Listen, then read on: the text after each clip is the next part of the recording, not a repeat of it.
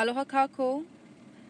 My event is Kumu Kānāwai o Makahiki 1840, the Constitution of 1840, which is Hawaii's first constitution.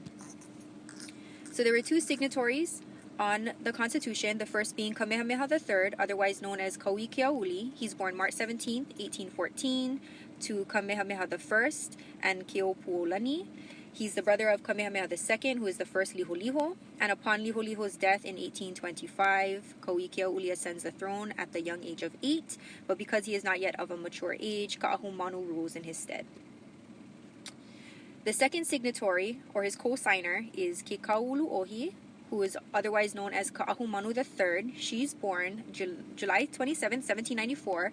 She holds the position of Kuhina Nui from 1839 to 1845. She is the successor of Kina'u, who held the position previous to her. And she's also the placeholder for Kina'u's daughter, Victoria Kamamalu, who was an infant at the time of Kina'u's death. Let me run through this real fast. Kekauluohi is also the mother of William Charles Lunalilo, who is our elected king from 1834 to 1874. And one fast kind rundown of how we became a constitutional monarchy. So the Declaration of Rights is promulgated June 7, 1839, and defines the relationship between Hawaiian classes.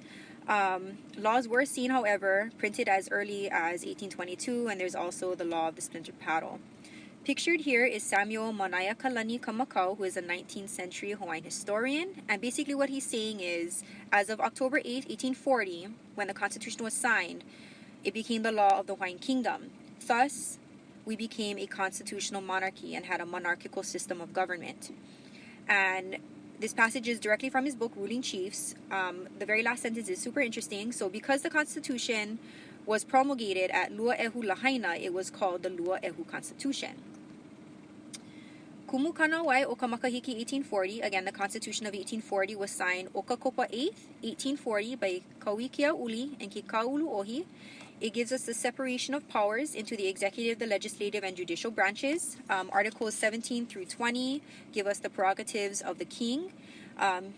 He is the mo'i. He or she is the mo'i, our sovereign head of state, according to Keanusai, and also the commander-in-chief. Our Kuhina Nui is defined Articles 21 through 22b as being the premier of the kingdom and its minister. The mo'i cannot do anything without the premier's knowledge. Na kia aina, governors, they're listed and defined in Articles 23 through 26. Na luna auhau, our tax officers, 36 through 40. The legislative branch, na ali'i malalo o keali'i nui, are a house of nobles, and they're made up of a group of chiefs, who on the next slide I give the names to. And then most important is kapo'ei koho ia, which is our representative body. So this gave the citizenry, the citizens of the Hawaiian Kingdom, the right to vote in their representatives. The judicial branch, na luna Kānāwai, our judges.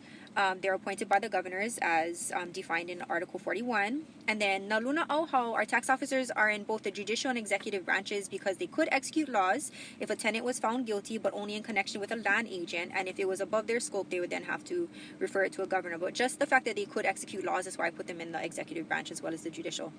And then mo'i and kuhina nui both held positions on the Supreme Court. In fact, in Articles 17 through 20, he or she is the chief judge of the Supreme Court. So, and then na ali'i malalo o keali'i nui, this is our House of Nobles. These are the chiefs first listed on the Constitution of 1840. And if you look to the very bottom, you'll see Ha'alilio. He's a very important figure in securing the recognition of Hawaiian sovereignty on November 28th, 1843, which is La Ku'oko'a, our Independence Day. And this is just the happenings going on elsewhere in the world. So in America, on the 2nd of December in 1840, William Henry Harrison does not get elected for a second term. January 19th, 1840, Captain Charles Wilkes circumnavigates the continent of Antarctica and claims it for the U.S. He then names it Wilkesland. He is supposedly the very first person to step foot on the continent, but not the first to sight it. There are stories of fishermen, however, having stepped foot on the continent previous to his arrival.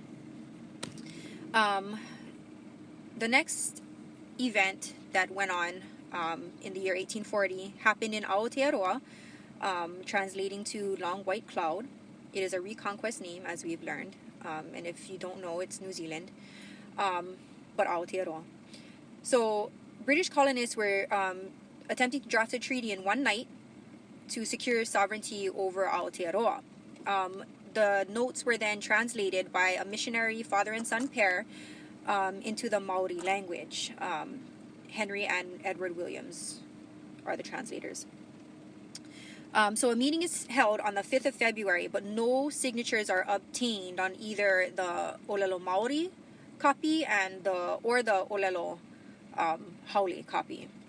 So on the 6th, they have another debate, and it's a very short debate.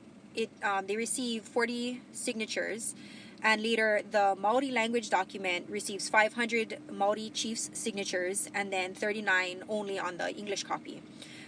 So there's an ongoing debate as to the interpretation of the word sovereignty, because the Maori language has a different word for sovereignty than is listed in the document.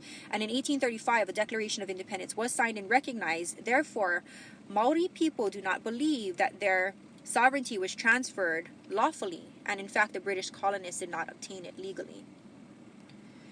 So why a constitution? So according to Kamana Maikalani Beamer in his book, Namako Kamana, Liberating the Nation, the Hawaiian Constitution of 1840 affirms Kanaka's vested rights to land, providing legal foundation for Mo'i, Ali'i, and Maka'ainana to acquire allodial land.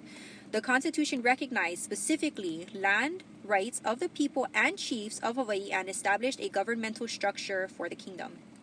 And that's from Native Hawaiian law. So it was a necessary device used to pave the way for independence, as we'll see, being recognized in 1843. And it was used as a means to remedy disputes between Haole and Hawaiians, or Kanaka Oiwi, over land.